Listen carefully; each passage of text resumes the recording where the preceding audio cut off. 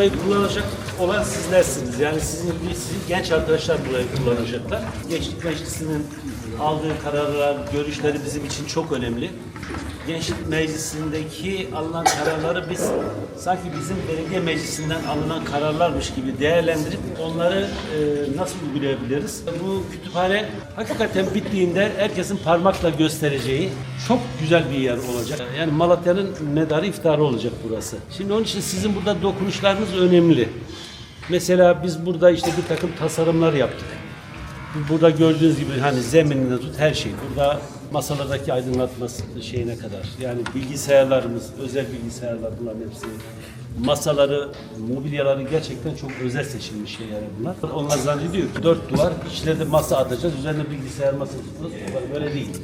Hani nasıl bir emeği verildiğini hepiniz görüyorsunuz. İnşallah birkaç güne kadar kitaplarımız da dizilecek. Ne zaman bitiriyor? 20 Nisan'a inşallah bitireceğiz hocam.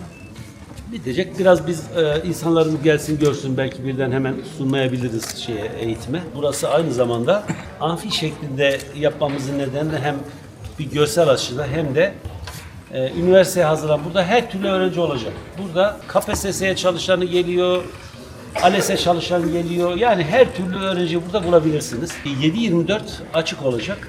Yeme içme ihtiyaçlarınızı da karşılayabileceksiniz ücretsiz bir şekilde. Tabii bu arada olur ya bizim gözümüzden kaçan şeyler olabilir. Arkadaşlarımız bir emek verdiler. Ha şu da olsa iyi olur, bu da olsa iyi olur diyebileceğiniz şeyler olur. Onun için sizin görmenizi istedim. Gençlerin görüşleri bizim için önemli. Aranızda belki buranın Büyükşehir Belediye Başkanı da sizin aranızda çıkacak. Belki buranın bakanları, işte neyse Cumhurbaşkanı da sizin aranızda çıkacak.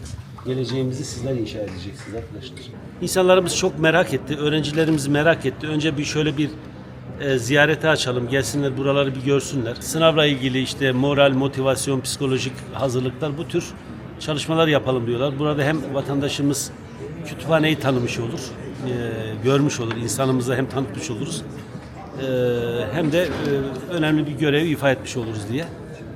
Yani açılış artık gün sayıyoruz. Yani bir şey kalmadı. Sadece bir halı serimi kaldı. Hayırlı olsun. Bir de bilgisayarlarımız 1-2 güne kadar gelecek. Bilgisayarlarımız inşallah. Hayırlı olsun. Malatya'mızın en çok ihtiyacı olan çalışma alanlarından bir tanesini içerisinde barındıran ve bölgemizin en büyük kütüphanesi olan bu alanda 13 ilçemizde gençlerimiz sabırsızlıkla bekliyorlar. Bu çalışma için kıymetli başkanımıza teşekkürlerimizi sunuyoruz. İnşallah başlandığı gibi de tez vakitte bitirmesi nasip olur. Allah hepinizden razı olsun. Teşekkür ediyorum.